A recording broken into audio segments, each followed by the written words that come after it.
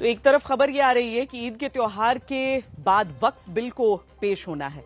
नवरात्रि और ईद के त्योहार के बीच मीट की दुकानों को बंद होने की बात भी की जा रही है, लेकिन दूसरी तरफ सौगातें मोदी के तौर पर जो गरीब मुसलमान परिवार हैं उन सबको ईदी भी पेश की जाएगी। अब आपके मन में यह सवाल उठ रहा होगा कि ये दोहरी रणनीति क्यों? इस दोहरी रणनीति के जरिए क्या हासिल करने की कोशिश हो रही है और क्या एकजुट हिंदू वोट के साथ साथ मुस्लिम वोट भी बीजेपी पा सकती है?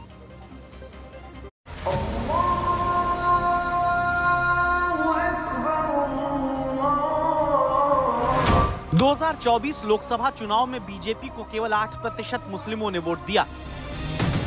फिर भी बटेंगे तो कटेंगे के नारों की सियासत के बीच ईद पर सौगात क्या इसमें रणनीति है? राजनीति के जानकार कहते हैं कि मतदाता 3 तरह का होता है। कोर वोटर जो विचारधारा के साथ जुड़कर हमेशा वोट किसी एक दल को देता है, सहानुभूति रखने वाला वोटर जो किसी विशेष मुद्दे पर अपनी राय चुनाव के वक्त बनाता है, फ्लोटिंग वोटर जो अंतिम समय में अपना वोट तय करता है।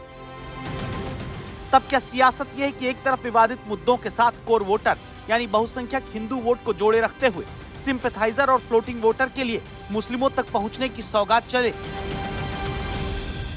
इस बार मिला है नरेंद्र मोदी जी को, क्या दिल में आया तो हम लोग के लिए भेजा, मर दिया तो इसके लिए शुक्रिया अदा है। हाँ, आपको लगता है अच्छी पहल की है बीजेपी ने? हाँ, अच्छी पहल की है। हमेशा करे इस तरह से तो अच्छी बात है। मोदी जी की तरफ से तो हमारा बहुत कुछ अच्छा मिला। हाँ, हमारा तीसरी साल रमजान में भी मेरे मोदी जी ने 12,000 रुपया दिया, घर भी दिया। ठीक है, बहुत शुक्रिया है, उनकी शुक्रिया अदा करती हूँ। आगे भी ऐसा काम करके आए हमारा के लिए। सौगात तो पार्टी ईद पर जरूरतमंद मुस्लिमों को दे रही है, लेकिन एक बड़ा वर्ग अल्पसंख्यकों का है जो सरकारी योजनाओं का लाभार्थी भी है।